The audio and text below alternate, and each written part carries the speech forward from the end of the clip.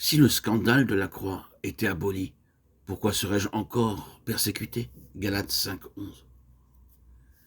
Car je n'ai pas jugé que je dusse savoir autre chose parmi vous que Jésus-Christ, et Jésus-Christ crucifié. 1 Corinthiens 2,2. Il y a une révélation intérieure du calvaire, de toutes les douleurs et de toutes les humiliations que le Christ y supporta, des possibilités magnifiques et des bénédictions inépuisables qu'il y conquit pour le monde perdu, révélation qui embrase l'âme d'un immense amour, d'un ardent amour pour l'homme de douleur. Jérémie 29. Alors, la pensée dominante de la vie devient celle-ci, que le Seigneur voit des fruits de son travail et soit satisfait. Elle absorbe tout autre sentiment, tout sentiment personnel de sacrifice ou de gain. Cette passion, l'apôtre Paul l'a connue, sa vie tout entière en fut la manifestation. C'est elle qui s'exprime en tant de passage des épîtres, en particulier dans celui des Corinthiens. Il nous est difficile de comprendre aujourd'hui tout ce que ces paroles impliquent d'entière consécration, de complet oubli de soi. Aujourd'hui, la chrétienté a glorifié la croix. Mais alors, elle était l'instrument de supplice réservé aux plus grands criminels.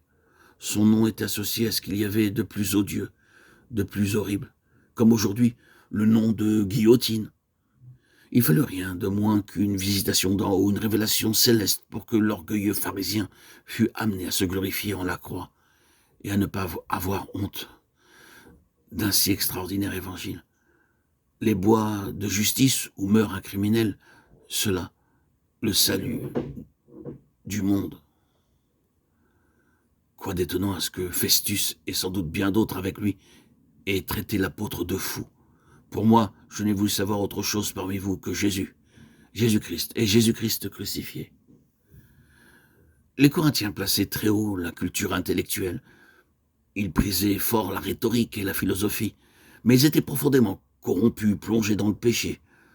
Sans doute l'apôtre Paul dut se demander, lorsqu'il arriva au milieu d'eux, quelle ligne de conduite il vaudrait mieux suivre pour les amener à Christ. Adapterait-il son message au milieu?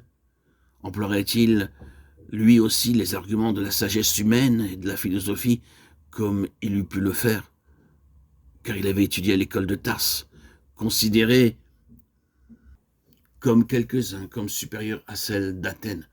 De plus, il avait reçu à Jérusalem l'instruction spéciale aux jeunes Hébreux et avait été versé dans l'étude de la loi. Enfin, il était né citoyen romain. Allait-il se prévaloir de tous ces titres pour rencontrer les Corinthiens sur leur propre terrain? Il se présentait ce que serait leur verdict s'il n'étayait pas son message sur quelque courant philosophique, s'il ne l'enveloppait pas d'éloquence. Où était le devoir? Qu'allait-il donc faire? Délibérément, l'apôtre rejette les armes charnelles. Il annoncera purement et simplement un Messie crucifié et comptera en son action du Saint-Esprit pour manifester que la prédication de la croix est bien la puissance de Dieu. De sorte que la foi de tous ceux qui croiront sera fondée non sur des paroles de sagesse humaine, 1 Corinthiens 2,4, mais sur la puissance de Dieu. Cette décision de l'apôtre nous montre à quel point il était devenu l'homme de son message, à quel point il avait renoncé à lui-même, à sa science, à ses ressources personnelles, à toute ambition, à toute renommée.